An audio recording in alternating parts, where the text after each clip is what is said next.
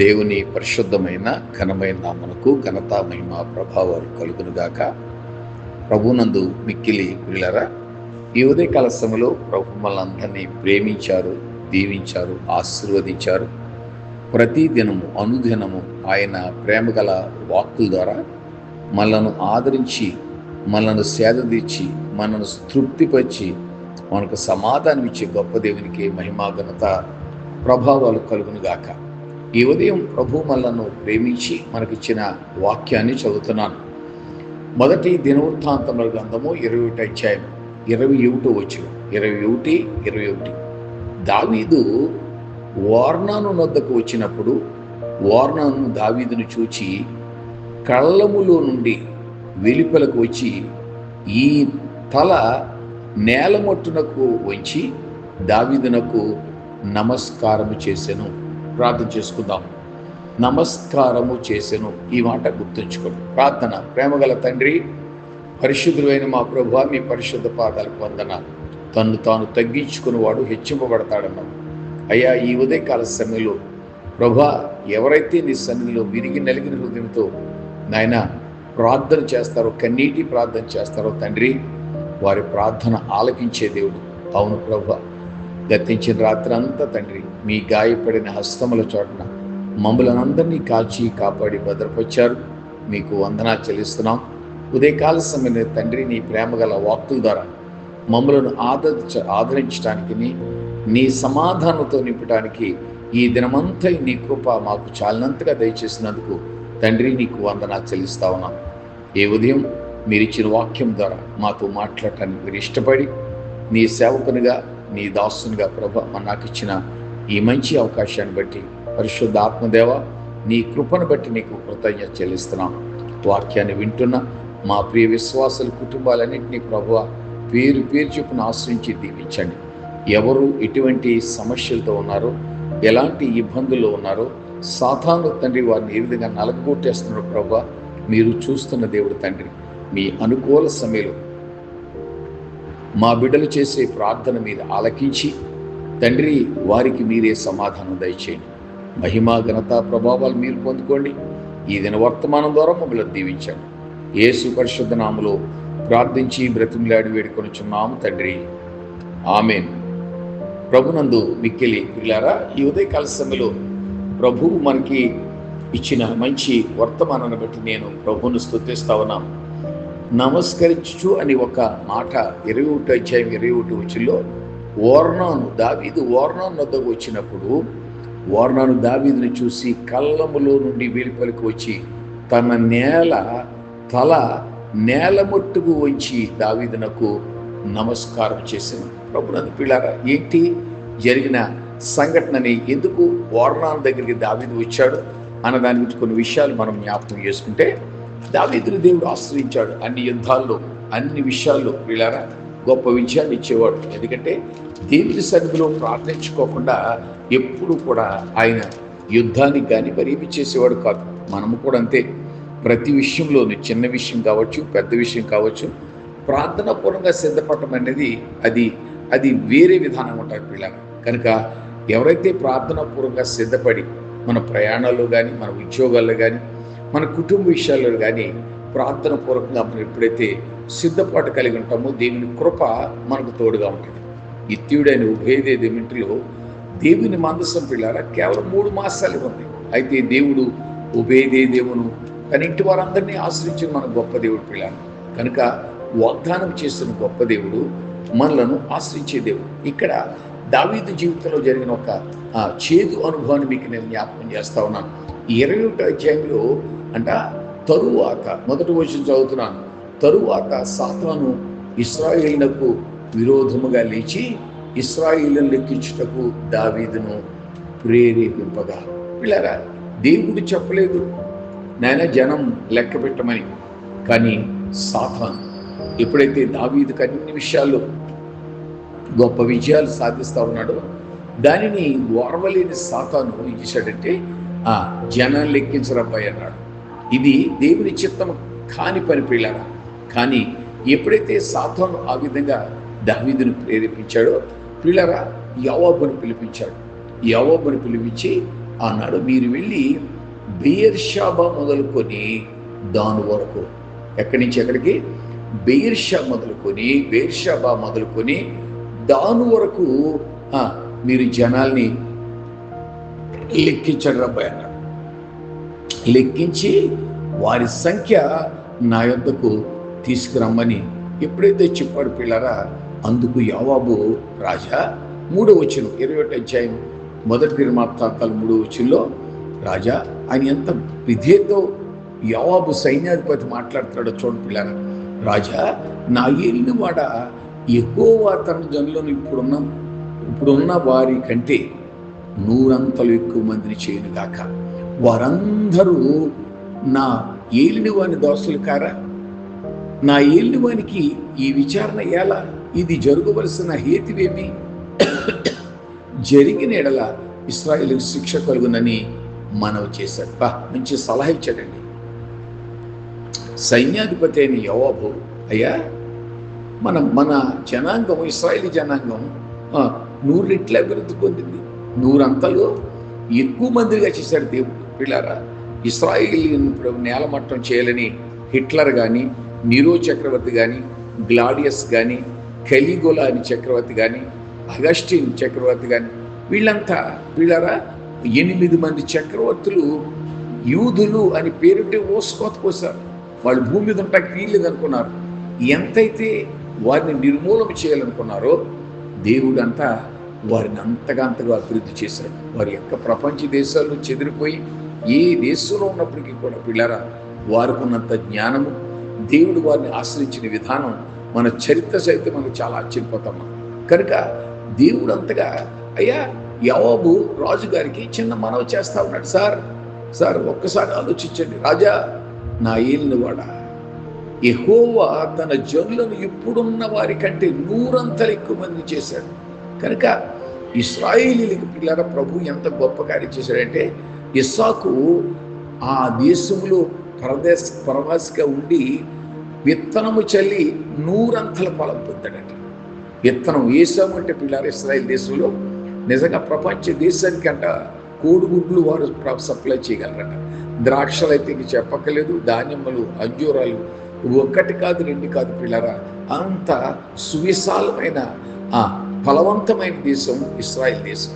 అలాంటి ఫలవంతమైన దేశాన్ని నాశనం చేయడానికి హిత్తీలు, హివ్వీలు, యోబుసీలు, పెరిజీలు, గిర్గాసీలు, కనానీలు అని 7 జాతులు వారు పిల్లరా ఒక్క రకంగా కాదు ఇశ్రాయేల్ మీద. ఇప్పటికీ ఫలస్తీన్ వారు, గాజా, అదేవిధంగా పిల్లరా ఈ సిరియా దేశస్తులు అందరూ శత్రులే. ఎందుకంటే ఓర్వలేక. అది సాతాను చేసిన పని ఏంటంటే, ఇతను చెప్పాడండి, వద్దు సార్ రాజుగారు అని చెప్పినా కూడా రాజు పిల్లరా వినలేదన్నమాట. అప్పుడు జరిగిన సంఘటన ఏంటంటే 4వ వచనంలో, అయినను యోవాబు మాట చెల్లక. చూసారా, ఇంత చక్కని సలహా చెప్పాడు. సార్, మన ప్రజలను, ఇశ్రాయేలీలను 100 అంతలుగా దేవుడు హెచ్చించాడు, 100 అంతలుగా వారిని ఆశీర్వదించాడు, ఇదివరకు కంటే ఎక్కువ ఉన్నారు అని రాజుగారికి మనవి చేస్తున్నాను. అయినను చూడండి, ఇక్కడ 4వ విషయంలో పిల్లరా ఇంతగా ప్రాధేయపడినను యోవాబు మాట చెల్లలేదు. దేవునికి స్తోత్రం కలుగును గాక. కొన్నిసార్లు పిల్లరా సాతాను మనలను ప్రేరేపించినప్పుడు మనకి ఎదుటివారు ఎంత మంచి సలహా చెప్పినా అది మనకు చెడుగానే ఆలోచన వస్తుంది. కనుక దానివలన భార్య ఎప్పుడు కూడా భర్తకి మంచి సలహా ఇస్తుంది. ఏమండి అలా కాదండి ఇలాగా, ఇలా కాదండి అలాగని ఒక మంచి సలహా ఇస్తా, చేర్చి అతను బాగుంటాడు. వింటాడా భార్య మాట? విండ పిల్లరా. ఎప్పుడైతే దానివలన నష్టం కలుగుతుందో అప్పుడు బాధపడతాడు. అయ్యయ్యో, నువ్వు చెప్పిన మాట నేను వినలేదు, దానివలన నేనింత నష్టపోయాను అని తర్వాత బాధపడతాడు పిల్లరా. నష్టం జరిగిన తర్వాత బాధపడి కంటే నష్టం జరగకముందు బాధపడటం మంచిది. ఇప్పుడు ఎవరన్నా మనల్ని సహాయం అడిగారండి, ఎంతో కొద్ది గొప్ప సహాయం చేసి లేదనిపించుకోవడం మంచిది తప్ప ఎక్కువ ఇచ్చి వారితో శత్రుత్వం చేసుకునే కంటే పిల్లరా మాట పట్టడమే మంచిది. ఇవ్వలేదన్నా మాట పట్టడం మంచిది. ఇచ్చేందుకు శత్రుత్వం సంపాదించుకోవాలి. మనం ఇచ్చి మన వారికి విరోధం ఎందుకు చేసుకోవాలి పిల్లరా? ఇక్కడ ఎంత చెప్పినా కూడా ఆ రాజు మాటకి చెల్లింది తప్ప సైన్యాధిపతి ఒక మంచి సలహా ఇచ్చాడు, కానీ దానిని ఆ మాట చెల్లలేదు పిల్లరా. కనుక రాజుగారు మాట చెల్లిన కనుక యోవాబు ఇశ్రాయేలు దేశమంతా సంచరించి తిరిగి యెరూషలేమునకు వచ్చి జనుల సంఖ్య వెరసి దావీదునకు అప్పగించాడు. అంటే దావీదు ఏదైతే సాతాను ప్రేరేపించిందో అదే నెరవేరింది. అపవాది చేసే తంత్రాలు అంటే పిల్లరా, పేతురు రాసిన మొదటి ఉత్తరం 5:6 పిల్లరా, దేవుడు తగిన సమయం మందు మిమ్మల్ని హెచ్చించినట్లు ఆయన బలిష్టమైన చేతి కింద దీన మనసుడి ఆయన మిమ్మును చింతిస్తున్నాడు గనక మీ చింత యావత్తు ఆయన మీద వేయండి. నిబ్బరమైన బుద్ధి గలవారై మెలకువగా ప్రార్థన చేయండి. మీ విరోధి అని అపవాది గర్జించు సింహం వలె ఎవరిని మృంగుదునా అని వెతుకుతూ తిరుగుతున్న రోజుల్లో మనం ఉంటున్నాం పిల్లలు. కనుక సాతాను తాను చేస్తున్న తంత్రాలు, తాను చేస్తున్న పిల్లల భయంకరమైన కార్యాలు పిల్లలు మనం చూస్తూ ఉన్నాం. రోజు న్యూస్ లేదు చూస్తూ ఉన్నాం కదా. సరే, సంఖ్య లెక్కింపబడ్డది. ఎప్పుడైతే రాజుగారి మాట చెల్లిన పిల్లలు ఇశ్రాయేల్ అందరూ కత్తి దూయువారు 11 లక్షల మంది, యోధావారులు కత్తి దూయువారు 4,70,000 మంది సంఖ్యకు వచ్చారు. రాజు మాట యోవాబునకు అసహ్యముగా ఉండేది. ఆ యోవాబు సైన్యాధిపతి. రాజు ఆర్డర్ చేస్తే సైన్యాధిపతి దాన్ని తూచా తప్పకుండా చేసేవాడు. కానీ ఈసారి ఎందుకు దేవుడు యోవాబు పక్షంగా ఉండి దావీదు సాతాను పనులు చేస్తున్నాడని దావీదుకు పిల్లరా మంచి సలహా ఇచ్చాడు. కానీ అది నెగ్గలేదు, ఇదే నెరవేరింది. అయితే 7వ వచనం స్టార్ట్ అయిన చూడండి పిల్లరా, 6వ వచనం వరకు రాజు మాటే శాసనంగా నెరవేరింది. యోవాబు పిల్లరా ఈ కార్యము ఆయన ఇష్టం లేదంట, అసహ్యంగా ఉన్నదంట పిల్లరా. చూడండి, రాజు గారికి మంచి సలహా చెప్పాడు, అయితే రాజు వినలేదు పిల్లలు. అయితే 7వ వచనంలో ఈ కార్యము దేవుని దృష్టికి ప్రతికూలమవుట చేత స్టార్ట్ అయింది ప్రాబ్లం. ఆయనకేమో యోవాబుకి అసహ్యంగా ఉంది చేసిన పని, దేవాదేవుడిని యెహోవా కంట ప్రతికూలము అంటే ఎగ్నెస్ట్గా ఉందన్నమాట. ఆయన ఇశ్రాయేలును బాధ పెట్టడం ప్రారంభించాడు. దావీదు నేను ఈ కార్యము చేసి ఇప్పుడు వచ్చిందండి అయ్యగారికి 8వ వచనంలోనే ఈ కార్యం చేసి అధిక పాపము తెచ్చుకుంటుంది. బెత్షెబాతో పాపం చేసినప్పుడు కూడా అయ్యారు అదే కార్యక్రమం. బెత్షెబాతో పాపం చేసినప్పుడు దేవాదేవుడని యెహోవా నాతాను పంపించాడు. ఒప్పుకున్నాడేంటి? ఒప్పుకున్నాడా? ఆ మనుష్యుడవు నీవే అన్నాడు. ఆ మనుష్యుడవు నీవే, నీకు భార్యలు సరిపోరని నేను భార్యలు ఇస్తాను కదా అంటారా నీకు? చూడండి, మా దేవుడు ఎంత కరుణా కృపాగలవాడు దేవుడు. తన సేవకుని ప్రేమించాడన్నమాట. ఎందుకు ఈ పని చేస్తావు? ఒకటి, ధర్మశాస్త్రంలో నీ పొరుగు వారి భార్యను ఆశించు, దాన్ని ఆశించావు. నరహత్య చేయవద్దు, ఊరియాన్ని చంపించేశావు. ఆజ్ఞల్లో 2 ఆజ్ఞలు రాజైన నీవే మీరితే ఇక ప్రజల సంగతి ఏంటి? రాజుగారే తప్పు చేయగలేదు, మనం వచ్చేదేంటి అని ప్రజలు కూడా పలపడిపోతారు. వీళ్ళారా గమనించండి. పాస్టర్ గారు సినిమా చూస్తున్నాడంట, అర్థమైందా? ఈయనకంటే పాస్టర్ గారి కంటే ముందు విశ్వాసం కూర్చున్నాడు సినిమా హాల్లో. ఇలాగ ఇంటర్వ్యూ అవుతుంది కదా, ఇంటర్వ్యూ వచ్చేసరికి పాస్టర్ గారు చూసాక నీవు వరకు, పాస్టర్ గారు వాళ్ళని చూసి నీవు వరకు పోయాడంట ఆయన. కనుక పాస్టర్ గారి దైవజనుడే తప్పు చేస్తే ఇంట్లో తండ్రి పిల్లరా ఎదిగిన పిల్లలు ఉండగా తాను త్రాగుతున్నాడు అనుకోండి, పిల్లలకి అలవాట్లు వచ్చేస్తాయి ఆటోమేటిక్గా.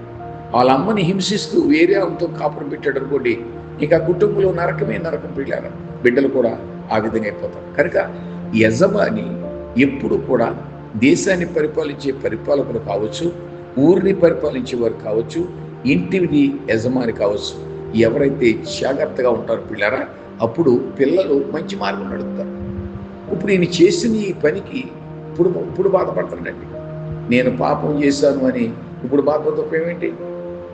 నేను పాపం చేశానని దావీదు పిల్లరా నాతాను ప్రవక్తలు ఒప్పుకున్నాడండి. ఇక్కడ ఈగారు అంటున్నారు, నేను ఈ కార్యం చేసి అధిక పాపం తెచ్చుకుంటుంది. ఎందుకంటే ఇశ్రాయేలీని దేవుడు మొత్తినప్పుడు పిల్లరా వారందరూ బాధ చేత ఇబ్బందులు పడుతున్నప్పుడు దావీదు కనిపించిందంట. అయ్యో నేను ఇది కార్యం అంతా ఎవరిది? అయ్యగారు సాతాను ఎట్టాడు వెళ్ళిపోయాడు లంకి.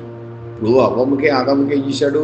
మంచి రిలేషన్ ఉంది. దేవాదేవుడు యెహోవా స్వరం తప్ప ఈ స్వరం తోటలో వినిపించేది కాదు. అయ్యగారు ఎంటర్ అయిపోయాడు. ఇది నిజమా అన్నాడు. ఇప్పుడు ఆవిడ ఏమనాలి? ఎవడరా నువ్వు, ఏంటి ఈ నిజమా అది ఇది అంటావు, డ్యామ్ నీకేమనాలి భార్య.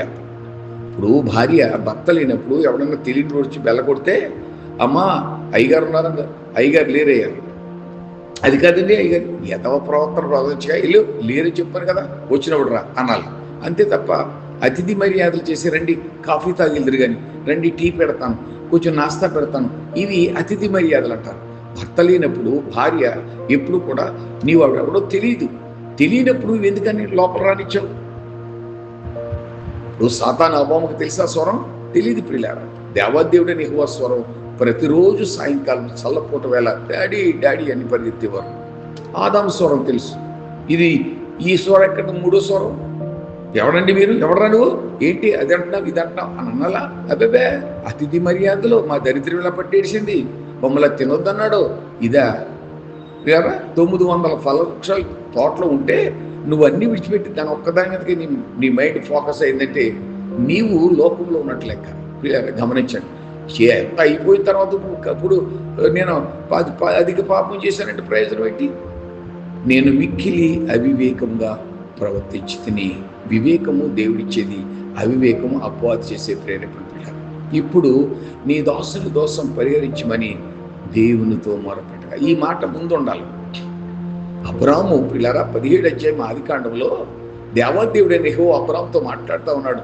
అబ్రామా నా సన్నిధిలో నడుచుకుంటూ నిందారహితుడిగా ఉండమన్నాడు.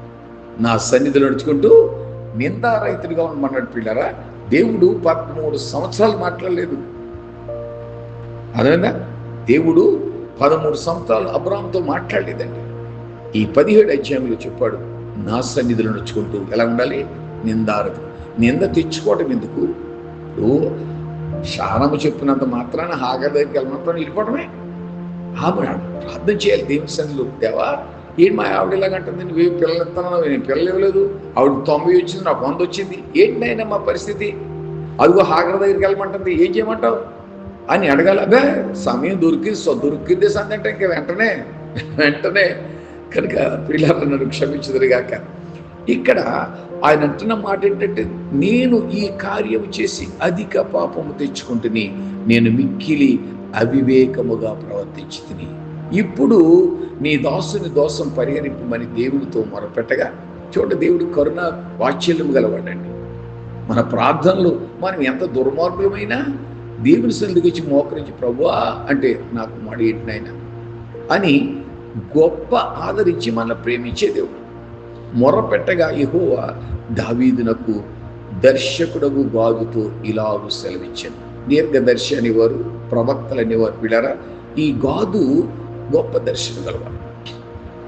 నీవు వెళ్ళి దావీదుతో ఇట్లనుము, నీవు చేసిన ఈ పొరపాటు ఉందే, దీనికి పనిష్మెంట్ ఏంటి అంటే 3 ఏళ్ల పాటు కరువు కొలుగుట ఒకటి, రెండవది 3 నెలల పాట్ల నీ శత్రువులు కత్తి దూసి నిన్ను తరుమగా నీవు వారి ఎదుట నిలువలేక నశించిపోట, 4 3 దినముల పాటు దేశమందు యెహోవా కత్తి అనగా తెగులు నిలిచిన చేత యెహోవా దూత ఇశ్రాయేలు దేశమందుట నాశనము కలుగు చేయుట అను వీటిలో ఒక దానిని నీవు కోరుకోబా అన్నాడు.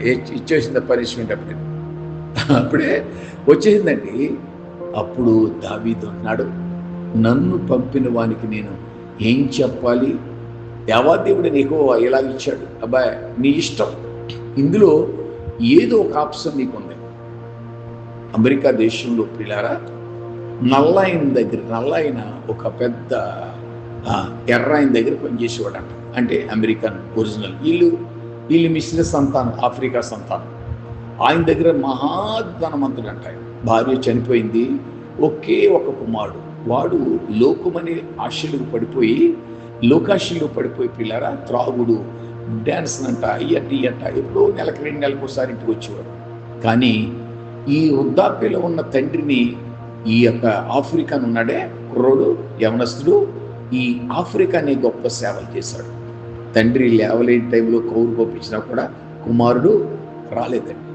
కుమారుడిని వెళ్ళిన బెంగ పెట్టుకుని తండ్రి మంచాన్ని పట్టి నానా శ్రమలు అనుభవించి చనిపోయాడు. చనిపోయిన తర్వాత అక్కడ జరిగిన సంఘటన ఏంటంటే, ఈ ఈ పెద్ద ఆయన ఆస్తి ఉందే, ఈ ఆస్తి అంతా ఈయన దగ్గర పని చేస్తున్నాడు నల్లాయన పేరు రాయిస్తాడు.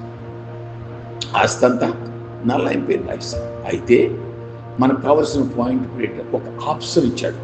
ఏంటి ఆప్షన్ అంటే, నా ఆస్తి అన్నింటిలోనే నా కుమారుడు ఎప్పుడైనా తప్పు జారి వస్తే, ఈ నల్లాయన పేరు రాయిస్తాడు కదా మొత్తం అంతాని, ఏదైనా అతడు కోరుకుంటే అతనికి ఇవ్వచ్చు అని కింద చిన్న దాన్ని అరబ్బీలో ముల్హాద్ అంటారు, అది చిన్న నోటు పెట్టాడు కింద. తండ్రి చనిపోయాడు, చాలా కాలం అయిపోయింది. చివరికి ఒక రోజు డబ్బుతో అవసరం వచ్చాడు కొడుకు. వచ్చేటప్పటికి తండ్రి చనిపోయాడు. ఇక ఈయనే ఉన్నాడు. ఈయన ఆస్తికి, తండ్రి ఆస్తికి అంతకు నువ్వు రాలేని కారణంగా ఇదిగో వీలునామా కోర్టు నుంచి వీలునామా లాయర్ గారు తీసుకొచ్చారు. ఈ ఆస్తి అంతా నా పేరును రాయిస్తారు. అయితే మీ తండ్రి నీ మీద ఉన్న ప్రేమను బట్టి నీకు ఒక చిన్న ఆప్షన్ పెట్టారు. ఏంటి ఆప్షన్ అంటే, నువ్వు కోరుకున్నది ఏదైనా ఒకటి నీకు ఇస్తాను, నీకు ఇవ్వచ్చని పెట్టారు. అప్పుడు వీడు ఆలోచించేసాడు. వాడు బుర్రప్పుడు పనిచేసినట్టు పెళ్ళారు. ఇంతవరకు తల్లిదండ్రులు ఆస్తులు అన్నీ ఉండగా వాడికి బుర్ర పనిచేయలేదు. కానీ ఎప్పుడైతే తండ్రి ఆ ఆప్షన్ ఆ యొక్క వీలునామా మీద రాయించాడో, అప్పుడు వీడు ఆలోచన చేసి ఈ నల్లైనే కోరుకున్నాడు. నీవే నాకు ఆ ఆప్షన్, నీవే నాకు కావాలి. ఇప్పుడు నీవే నాకు కావాలని ఇతన్ని కోరుకుంటే, ఇప్పుడు ఈ నల్లయ్య కొన ఆస్తి అంతా ఎవరిది? వీడిదే. కనుక ఇక్కడ దేవుడు తన ప్రవక్తను పంపించి చెప్తున్నాడు, అబ్బాయి నేనేం చెప్పమంటావు? అప్పుడు యెహోవా మహాకృప గలవాడు, దేవునికి స్తోత్రం కలుగును గాక. ఆ మనుష్యుల చేతులు పడక ఆయన చేతిలోనే పడుతున్న దాకా అని గాల్తో చెప్పి, నేను ఇంకా మనుష్యుల చేతిలో పడటం కంటే యుద్ధాలు లేకుంటే తెగుళ్ళు వీటి చేతిలో పడకుండా అదేదో ఆయన చేతిలోనే పడతాను. ఎందుకంటే ఆయన కృపగల దేవుడు, దేవునికి స్తోత్రం కలుగును గాక. ఈవేళ మనం నేర్చుకున్న మంచి పాఠం ఏంటంటే పిల్లరా, ఒక అద్భుతమైన పాఠం ఏంటంటే, తల నేల మట్టుకు వంచి దావీదుకు ఓర్నాను నమస్కారం చేశాను. దీని అర్థం ఏంటంటే, ఎవరైతే పిల్లారా ఇది యెషయా గ్రంథం 3:16 సియోను కుమార్తెలు గర్విష్ఠురాండ్రై మెడ చాచి నడుచుచు కులుగుతో నడుచుచు కాళ్ళ గజ్జలు మోగిస్తున్నారు అంటాడు అక్కడ. కనుక తల ఎత్తుకుని తిరిగే కంటే తల దించుకుని తిరగటంలో ఉన్నంత పిల్లారా ఆనందం మరొకడు. ఏ విధంగా అయితే ఓర్నాను రాజు అయిన దావీదుని చూసి అతడంట ఏం చేశాడు, తన తల నేల మట్టుకు వచ్చి, అంటే దాని అర్థం మనం నేర్చుకున్నది ఏంటంటే పిల్లారా, దాని అర్థం ఏంటంటే, ఎప్పుడైతే మనము ఆ విధంగా తల నేల మట్టుకు వంగి ప్రభు సన్నిధిలో మనం తగ్గించుకుంటామో, దేవుడు అప్పుడు మనల్ని ఆశీర్వదిస్తాడు. తను తాను తగ్గించుకున్నవాడు హెచ్చింపబడతాడు, తను తాను హెచ్చించుకున్నవాడు తగ్గింపబడతాడు. ప్రార్థన చేసుకుందాం. ప్రార్థన. ప్రేమగల తండ్రి, పరిశుద్ధుడా, మీకు వందనాలు. యెహోవా నిస్సి ప్రేయర్ మినిస్ట్రీ ద్వారా అనుదిన వాక్య పరిచర్య అనే ఈ యొక్క పరిచర్యను ప్రభా మీరు యూట్యూబ్ ద్వారా మీరు అనేక మందికి నా ప్రభా ఈ వర్తమానం వినాలనే ఉద్దేశంతో మీరు ఇచ్చిన ఈ తలంపుకై తండ్రి నీకు వందనాలు. గొప్ప దేవుడు తండ్రి, ఆశ్చర్యకుడు. దీనంతటినీ మరి నీ దాసులు, నీ సేవకులు ప్రజ్వల ప్రార్థన మందిరం సంఘ కాపరి షారోన్ గారి ద్వారా తండ్రి ఈ యొక్క యూట్యూబ్ ద్వారా అనేక మందికి వర్తమానం అందించారు. మీకు వందనాలు. ఈ దినం మేము మంచి పాఠం నేర్చుకున్నాం ప్రభు. తల నేల మట్టుకు ఉంచి అంటే తగ్గించుకోవడంలో ఉన్నంత ఆనందం, తగ్గించుకోవటంలో ఉన్నంత ఆశీర్వాదం మరి ఒకటి లేదని మీరు మాతో అద్భుతమైనగా మాతో మీ వాక్యం ద్వారా మాట్లాడారు. అవును ప్రభు, కొన్నిసార్లు మాకు తెలియకుండానే దావీదు వలె మేము కూడా సాతాను యొక్క ఉచ్చుల్లో పడి, సాతాను యొక్క కబంధ హస్తాల్లో పడి తండ్రి మేము కూడా నలిగిపోతూ ఉంటాం. అవి బలహీనతలు కావచ్చు, అవి ఆర్థిక ఇబ్బందులు కావచ్చు, ఉద్యోగ సమస్య కావచ్చు, మరి ఏదైనా కావచ్చు ప్రభు. అటువంటి భయంకరమైన శ్రమల నుంచి యోబుని ప్రభు 42 అధ్యాయాలు తర్వాత రెట్టింపు ఆశీర్వాదాలు ఇచ్చావు. అవును ప్రభు, మా బిడ్డలు ఎవరైనా ఆ విధంగా నలిగిపోతా ఉంటే తండ్రి నీ సన్నిధిలో తల ఉంచి, నీ సన్నిధిలో తల నేల మట్టుకు వచ్చి ఓర్నాను ఏ విధంగా దావీదు ముందు నాయన నేల మట్టుకు తల వచ్చి ప్రార్థన చేశాడు. దాని ద్వారా గొప్ప ఆశ్చర్యకరమైన రీతిలో ఆశీర్వాదాలు ఇచ్చారు. ఇది కళ నిజమా అన్నట్లుగా మీరు కార్యాలు చేస్తారు. అట్టి కృప వాక్యాన్ని వింటున్న మా వీళ్ళందరికీ దయచేయమని సమస్త మహిమ ఘనత ప్రభావాలు మీకు చెల్లించుకుంటూ యేసు పరిశుద్ధ నామములో ప్రార్థించి బ్రతిమిలాడి వేడుకొనుచున్నాము తండ్రి. ఆమేన్. తండ్రి, కుమారుడు, పరిశుద్ధాత్మ త్రియేక దేవుని దీవెన ఇప్పుడు ఎల్లప్పుడూ సదాకాలం మీకు తోడేడును గాక. ఆమేన్.